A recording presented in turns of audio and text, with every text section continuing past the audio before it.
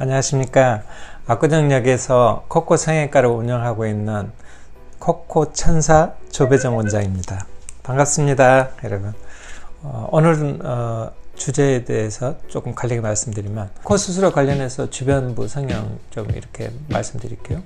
코 수술과 관련돼서 코 수술을 하고 나서 예를 들어서 또 들창코가 있는데 여기 앞볼에다 지방을 넣는 거, 이마에다 지방 넣는 거, 들창코 있을 때는 그것을 코를 내린 다음에 앞볼이나 팔자 수술을 해야 합니다.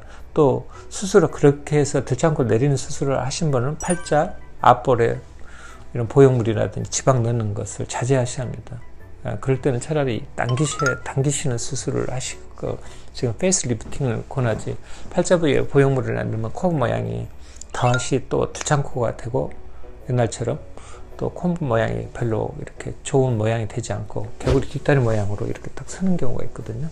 그래서 되게 조심합니다. 그래서 들창코 있었을 때는 수술 전에도 또 수술 후에도 팔자 보형물이나 앞볼에 지방을 넣는 거 조심하셔야 하고, 또 들창코가 있으신 분은 코를 먼저 내린 다음에 지방을 이마를 넣어야 하는데, 이유는 들창코 있으면은 코 위에 있는 피부를 가져다 아래쪽 끄집어 내려야 하니까 높이 올릴 수가 없어요. 사실 많이 올리고 싶어 하다가 사고를 많이 내는 경우가 많거든요.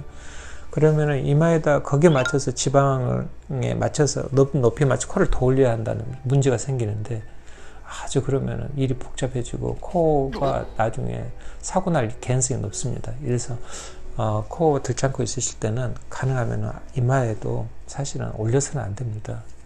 조금 오히려 코가 많이 높일 수가 없기 때문에 거기에 맞춰서 이마가 돼야 하는데, 대부분 경우는 거의 올릴 수 없다고 보시면 맞습니다. 이제 콧구멍, 이렇게 들창코 수술할 때 콧구멍이 좀 보이잖아요. 근데 코폭이 사실은 이렇게 넓게 보이는 거지만은 실제로는 넓은 게 아니에요. 코를 이렇게 잡아 당기면 코가 수축하거든요. 그러니까 그 말은 코를 당겼을 때 수축한다는 뜻은 수술할 때 여기를 잘라서 버리면은, 줄여주면은 나중에 들창코를 해결할 수 없는 거하고 똑같습니다. 그래서 절대 들창코가 있을 때는 코가 심각하게 크면서 들창코가 아닌 이상, 그런 경우는 좀 소수거든요. 대부분은 코에 피부가 부족해요. 이럴 때는 콧날개 절대 잘라서 안 되고, 콧구멍 줄이는 수술 절대 해서 안 됩니다. 제발 부탁합니다. 그건 수술을, 본인 수술 조금 들창코 안 빼도 되니까 이런 거와 똑같습니다.